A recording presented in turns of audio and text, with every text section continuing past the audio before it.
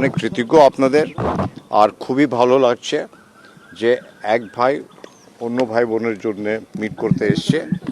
আর আর সবাইকে অনেক অনেক শুভেচ্ছা, প্রীতি, ভালোবাসা। এবারে জিজ্ঞেস করব, আর বেশি এখানে আজকে কথা হবে না। আমি একটাই কথা বলতে পারি, আমাদের যা পপুলেশন আছে 140 কোটি, আর ওতে আমি 20 কোটি অ্যাড করে দিই, তাহলে 160। আমি যা এখানটা করতে চাই ওইটা 140 নয়, 60 অ্যাডেড, এখানটা 20 অ্যাড করে দিচ্ছি, তাহলে যা হবে একসঙ্গে হবে। বুঝেছো? আলাদাভাবে আমি ভাবছি না, আমার মনে ওইটা ঢুকছেই না। দেখুন তো, হেঁটে চলে এলাম, মনে হচ্ছে না যে আমি বাংলাদেশ এসেছি। ওইটা দেখতে হলো, তাকে বললো হ্যাঁ আপনি বাংলাদেশের বর্ডারে, এমনি মনেই হচ্ছে না। সবসময় আমি বলি, একই আকাশ, একই বাতাস, একই যন্ত্রণা। তাহলে আমরা মিলে মিশে ভিসার সব বললে আমার সব মাথায় আছে, একটা খালি বলে যায় সবাই খুশি হবে, ওই কাজটা করব।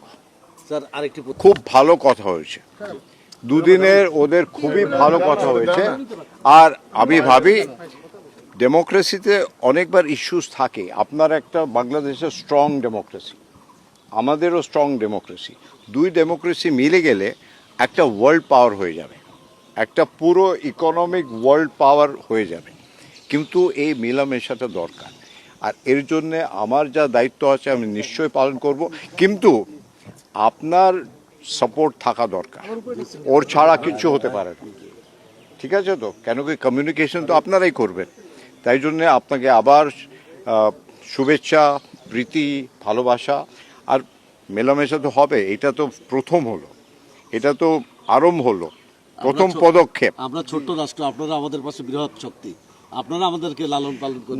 না, আমাদের দুজনে মিলে শক্তি, একটা শক্তি হলে হবে না, দুজনে মিলে যা শক্তি হবে ওইটাই আসল শক্তি। আর ওই শক্তিটা পুরো পৃথিবী যেন দেখে। ঠিক আছে তো? কেন কি ইন্ডিয়া আর বাংলাদেশ যা আমাদের ট্যালেন্ট আছে, নেক্সট জেনারেশন যে ছেলে মেয়েদের, যার টেকনোলজির যুগ আছে এটা, আর টেকনোলজির যুগে আমরা ইন্ডিয়া বাংলাদেশ বেস্ট হচ্ছে, পুরো পৃথিবী চালাচ্ছে, ইনোভেশন যা হচ্ছে টেকনোলজি বাংলাদেশ ইন্ডিয়াই করছে। তাহলে আমরা মিলেমিশে একটা ক্রিকেট টিম যদি মিলেমিশে হয়ে যায়, কি কত ভালো হবে। খেলাধুলা, হেলথ, তারপরে টেকনোলজি, এডুকেশন সব মিলে আমরা মিলে একটা টিম করে কাজ করব। ঠিক আছে? সবাইকে নমস্কার, আদাব।